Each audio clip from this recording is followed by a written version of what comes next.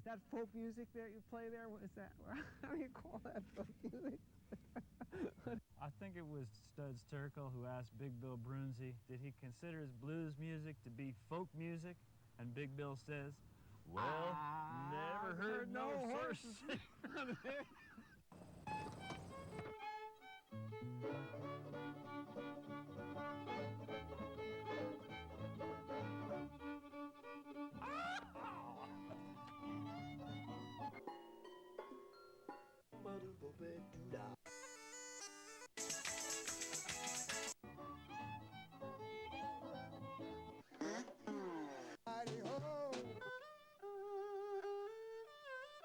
Bang!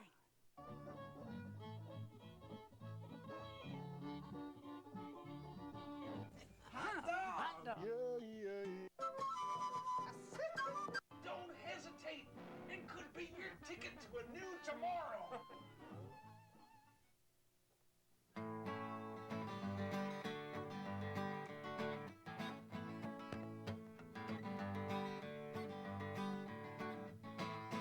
I held a meeting of the stuff in my room.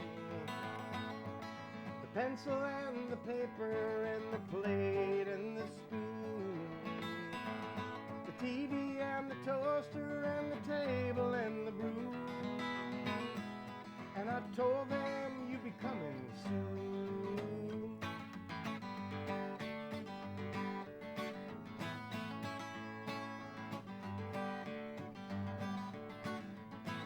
The microwave was open, said he'd welcome a new flame.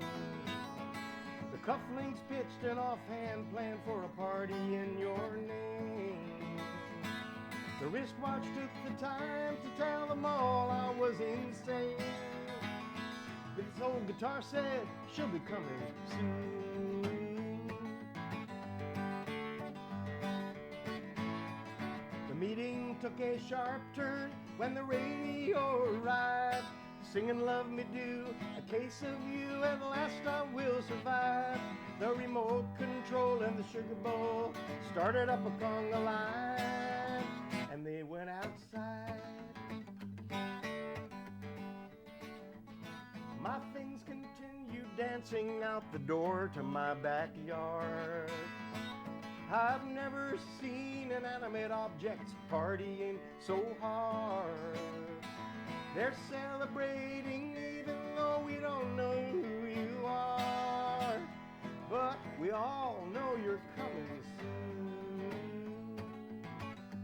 Coming soon. Come on soon. Come on, get over here.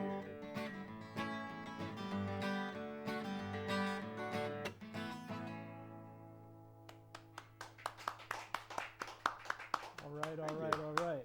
The show is Horses Sing None of It. My name is Ralph Lippman, and our guest today is Larry Siegel. Hello, Ralph. Really Welcome good to see you. Good to see you again. It's been some years. Yes, it has. And I've been all around the world, as the old song says, since then.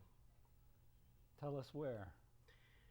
Well, gosh, I've lived somewhere else besides the United States because I got married to a German gal, so that put me in Bavaria, in the town of Nuremberg, which prior to moving there, I don't think I knew anything about it other than the fact that it was the place where they had the famous post-war trials, you know, the Nuremberg trials.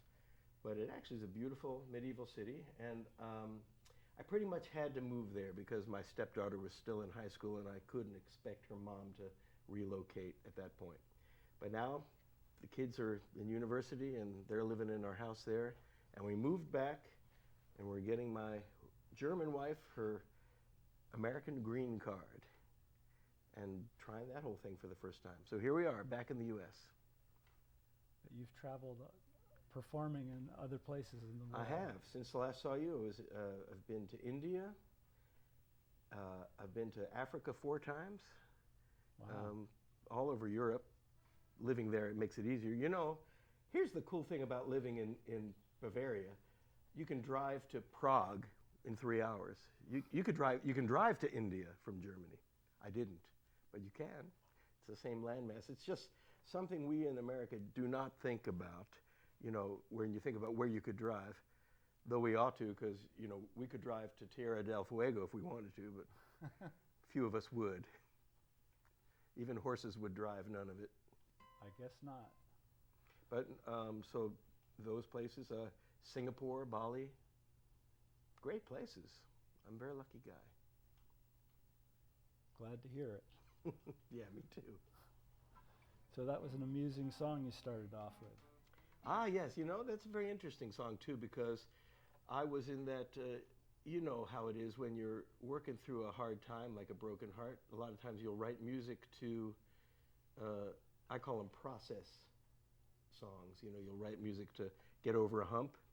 And if you don't write music, you'll end up singing something that somebody has written to get them over the hump because it helps you process all the emotional stuff. Well, I had just finished processing all the dark, broken-hearted songs, and I was ready for something new, but I didn't know who Miss Next would be.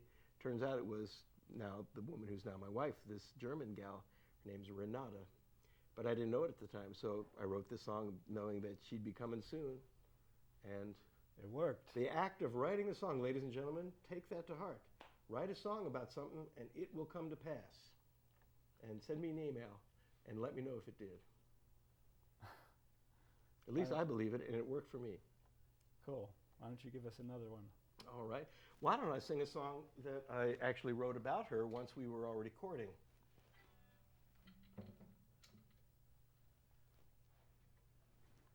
I'm going to switch guitars because, another place I have been was to Ireland. And I'm a big fan of Celtic music. I have another Irish song I wrote to a poem by Yeats that I might play a little bit later. But this one is a true song. When we were kind of on our pre-wedding honeymoon. We were visiting a friend who lived in Cork City. And he was so kind to lend us his little cottage up in County Clare. Have you ever been to Ireland? Nope. Been to Scotland. Have you? Well, Ireland is known for being green. Y'all know that. But this one section in County Clare is called the Burren. And if you've ever heard of it, if you've ever been there, you'll know. It looks like the surface of the moon. It's all rock and brown. And I think an English visitor, a writer, said several centuries ago of the Burren, there's, how did he say? Oh yes, not enough water there to drown a man, not enough tree there to hang a man, and not enough earth there to bury a man. That's the Burren. So that's where we ended up. But that, in contrast with the lush green of Ireland, is an amazing place. And we were driving up into Clare in a tiny town called Ballyvan. So that's why I'm giving you this introduction, because the song is called Into Ballyvan. And everything in the song happened just as I'm about to tell you.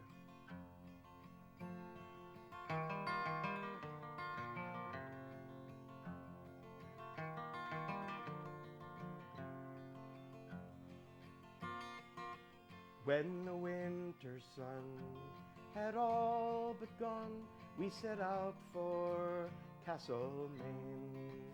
In the dimming hours, we could barely find the narrow winding lane. So we ferried o'er the Shannon shore, the last cross before the dawn, just in time to see a single star falling into Ballyvan.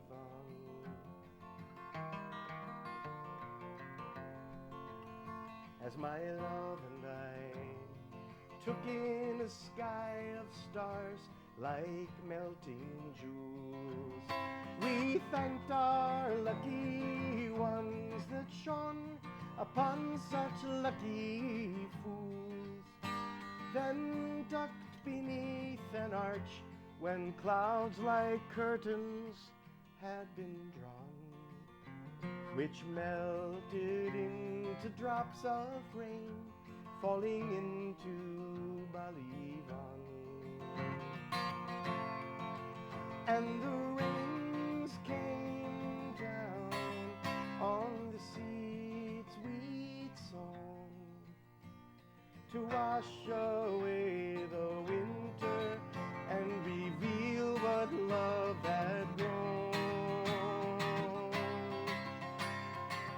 Then the fire burned bright on the turf that night on the Bay of Galway's shore, reliving sails of sea and tales and lifetimes gone before.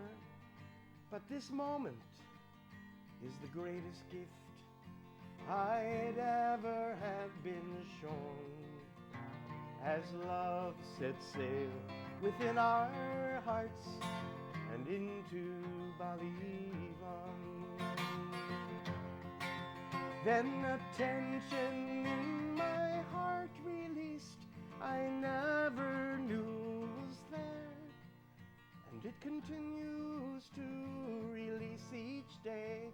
My love and I will share, as if all my fears have gathered here to farewell and be gone. As my love and I fall into sleep, into Ballyvaughan. As my love and I fall into sleep, into Ballyvaughan.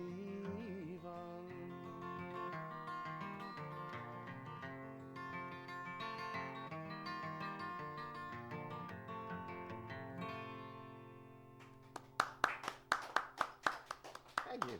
Beautiful. Into Beautiful Ballyvaughan. song. Beautiful song. You know, the roads in Ireland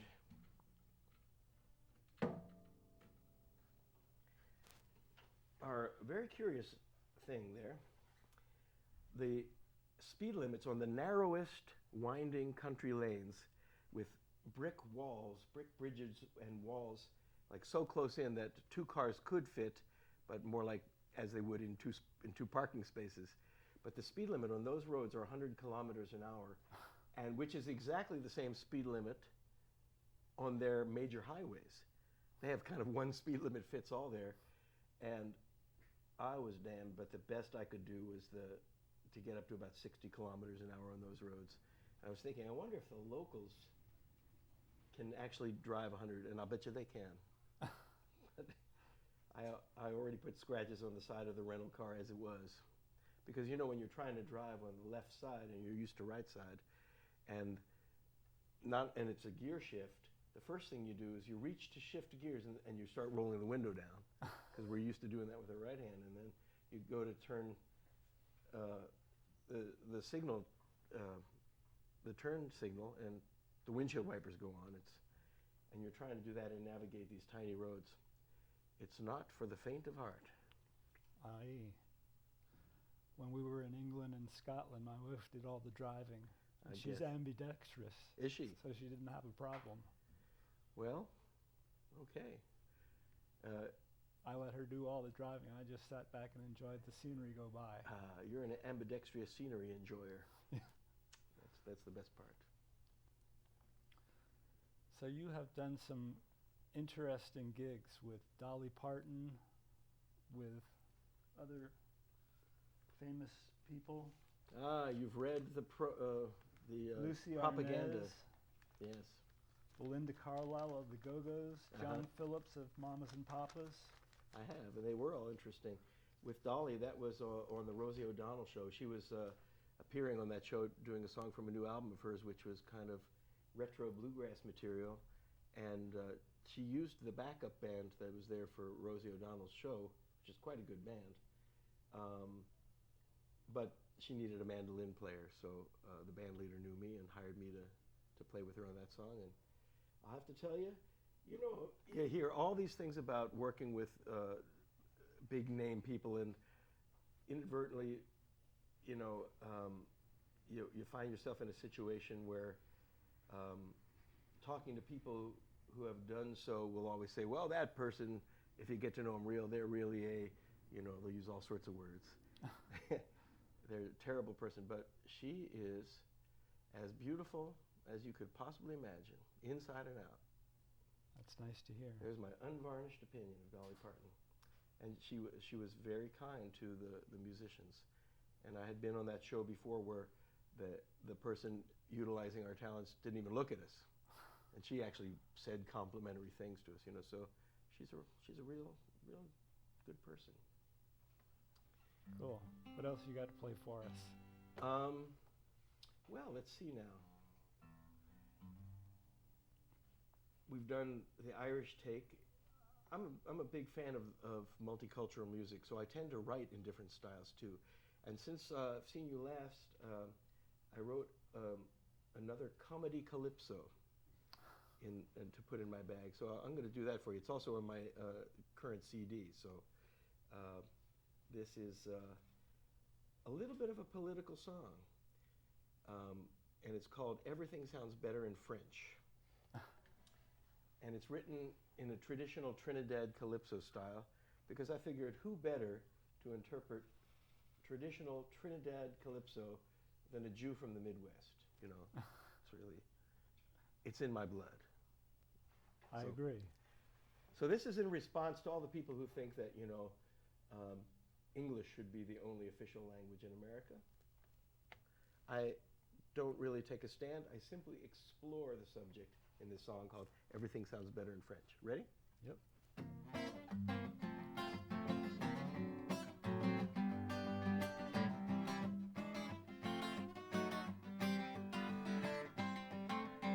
In this country there's a patriotic crowd who want to make it English only allowed. You heard about it. No Spanish, not even a mention. And getting rid of all of the French, and in the future, in case there's an occasion, eliminating everything from the Asian languages. And while we're at it with such determination, drop all the words from all the German nations. So much of English would be extinguished. And do you realize how English would sound if domesticized? There'd be no more fondue, no more flambe, no champagne or Perrier, no mugu gai pan chow mein or flan, no smorgasbord or filet mignon. Now think of what this means to those of us who travel by plane, boat, train, or bus. No more bon voyage is to be said. Only good trip is permitted instead. And goodbye is goodbye, that's all we'll allow. No more adios, au revoir, or ciao. No hasta la vista will we say, 'cause Americans should speak the American way. And no cappuccino, no cafe au lait, no creme caramel, no creme brulee. No more latkes, no more knish, no more lox or gefilte fish. Oy vey. And no antipasto or entree, for Americans must eat the American way. Now think of all of those films with foreign names, they would have to undergo a similar change. Play it again, Sam. Bogart would grouse in Casablanca, which you must call White House. And La Cage aux Folles, the birdcage would be, oh, they already did that, pardon me. And forget about Moulin Rouge, that's dead. You'll have to say the Red Windmill instead. And no Kung Fu, no Tai Chi, no sombrero, no mariachi, no sushi, sashimi, wasabi, no wigwam, teepee, or kimosabi. Well, maybe that is American. But no origami or feng shui, 'cause Americans should live the American way. Now think of all of the maps they print and sell, those would have to be anglicized as well. Think of all the changes throughout the South, like Boca Raton would become Rat's Mouth. And all of the Cajuns would really feel sick when Baton Rouge has become Red Stick. And in Texas, Body of Christ we'll see on the map instead of Corpus Christi. And no more burritos, no enchiladas, no chili con carne or tostadas, no Ramadan, Hanukkah, or Kwanzaa. In fact, I retract that whole last stanza. That's right. 'Cause all we would have left is April Fool's Day if we have to celebrate the American way. Now all of this is going to hit us like a flood. Instead of sangria, we'll have to drink blood. The nouveau riche is just the new wealth. And instead of Gesundheit, always shout health. And all the Latin bands would play music called sauce. Your head honcho would just be your boss. Forget about all of that French you were taught, even if it has that certain I don't know what. And to every kind of pasta we'll say bye-bye. And crack every dish that ends with an I. Even Hannibal Lecter's meals would be scanty. Keep the fava beans, lose the Chianti. And even Mardi Gras is just a fat Tuesday when you have to celebrate the American way. Now finally, when 2/3 of our nation are dying from monolinguistic starvation, they will take the situation in hand all the way to the highest court in the land. And then with a split down 4-5, once again they'll shock everybody's lives. When the Supreme Court rules from the bench, everything sounds better in French. Ha ha! I mean, ha ha! What a tour de force this would be here in the land of the free. Ooh la la. All right. Great stuff. Thank you. You know, that song took me, I think it took me longer to memorize than it did to write. I'm sure. Very complicated lyrics. Yes. And part of the whole idea of these political movements that crop up every once in a while on this subject, that's my response. We should let folks know how they can get in touch with you and find out more information about your performances and your other activities. Alrighty. Well, shall I tell you about my website? Sure. My website, strangely enough, is my name, LarrySiegel.com. I had to fight tooth and nail against all the other Larry Siegels who wanted that as their domain, but I came out victorious. Good for you. Actually, nobody wanted that name.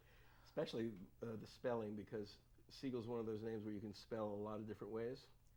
With Litwin, you're pretty much safe. Siegel, but in my case, it's S-I-E-G-E-L. So it's LarrySiegel.com. And you can find out about my songs, which are also on iTunes and all that kind of stuff like that. Great. You can even email me from my website. That's there. And also your agency is...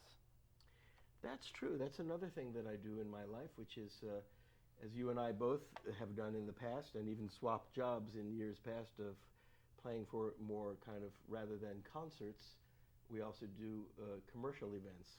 I call them commercial just because they're the, you know, your average backyard party, or playing on a train to nowhere, or just little things like that that you and I used to do. Kids' parties, that whole deal. And so, yeah, I have a whole booking business to book myself and other musicians in my network to play commercial, any kind of parties for those kinds of things. That's still going strong. And, but you know what I'd like to do? By internet from Germany, I guess. Yes, I lived in Germany at exactly the right time in the world of technology, where everything was easy to do. I used one of those internet phone numbers, and so literally I had a number that people would think was a New York number because it was with a New York area code, but wherever you plug it in on the internet, it's still a New York number, and so I could call anywhere in the United States endlessly for no extra money. It was 5 years ago, you wouldn't be able to do that, but with things like Skype and things like internet phones, I could literally run a business from anywhere in the world transparently. The only people who knew I was calling them from somewhere else would be those who I chose to. Oops, I just said it on the air, didn't I? Well, I'm back in New York now, so it doesn't matter. What else you got for us? Well, I thought maybe can we try something together? Sure. I have this kind of Sunday morning gospel blues called The River of God, based on my own studies in the teaching that I studied called Ekankar, about how everything is, if you strip away the outer manifestation of everything, everything's really made of light and sound. You know? I mean, on the scientific level, Einstein talked about that too, of course, but spiritually speaking, it's kind of like a river we're all flowing through, and the more you experience that, the more flowy the whole thing gets. So I wrote a song about it, and would you care to join me on the harp? I would. Thank you All for right. asking. It's called The River of God. Y'all can sing along if you want.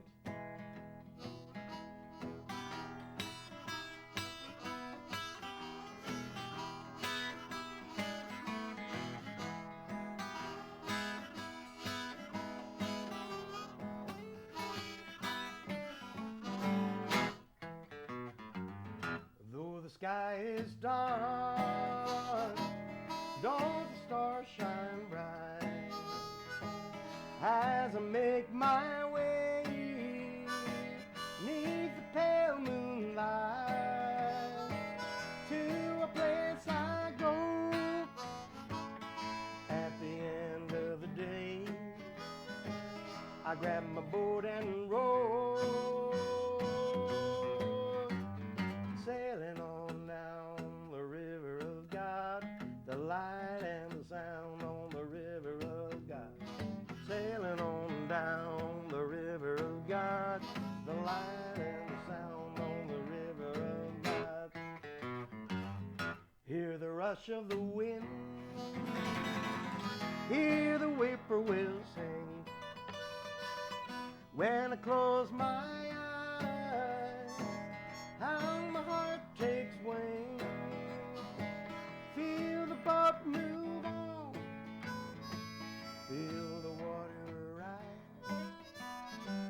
All my cares are gone. Sailing on down the river of God, the light and the sound on the river of God. Sailing on down the river of God, the light and the sound, that's the river of God. Play it for me, Ralph.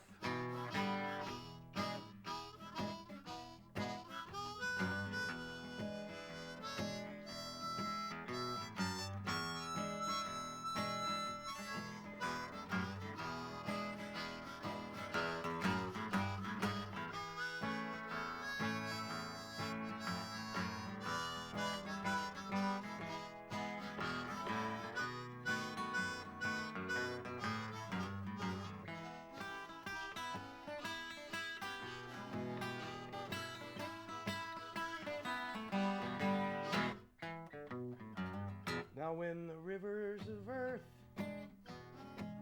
have all run